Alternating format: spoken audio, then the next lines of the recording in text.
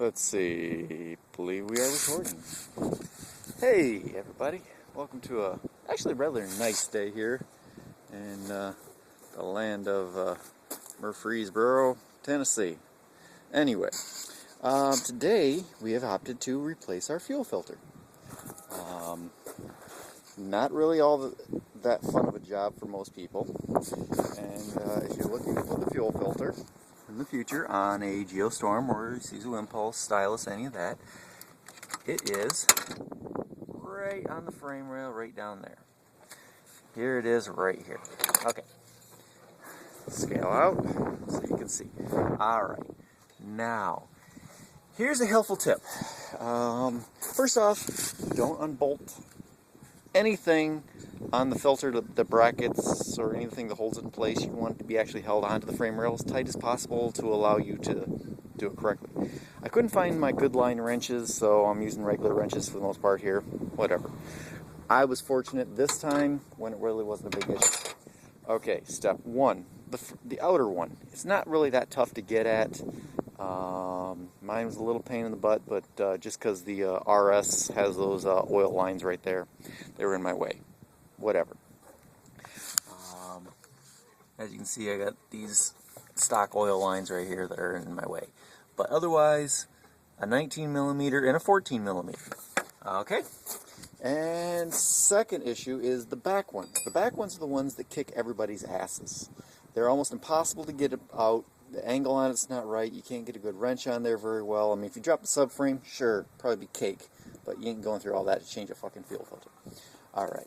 My trick that I'm using, and this does work, is first off, it's really helpful if you have a true line wrench as opposed to just a regular open-end wrench. But an open-end wrench is what I'm using right now. It's worth. You put the open-end wrench onto the line itself. You then take, right here, as we can see, we got ourselves a 19mm, because you need a 19 and a 14 for everything. So the 19 onto the filter itself.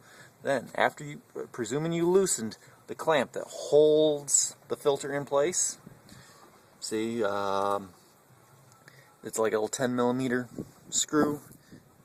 Loosen it up so that it's not crushing down on the filter anymore, and then you can just sit here and ratchet it a few times. Hopefully the wrench down below is going to prop up against something and jam up, and if the wrench down there jams up against something, it might jam up, I believe, against the frame rail.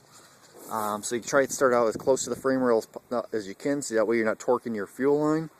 But it hits the frame rail, then you can apply as much torque as you would like by unscrewing the filter from the line.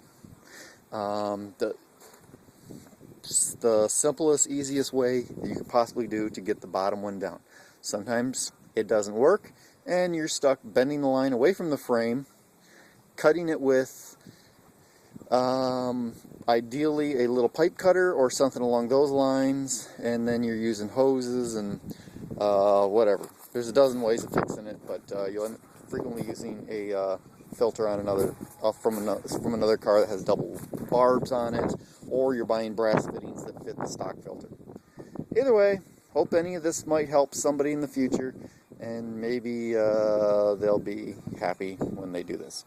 So, good luck and happy motoring. Peace out, bitches.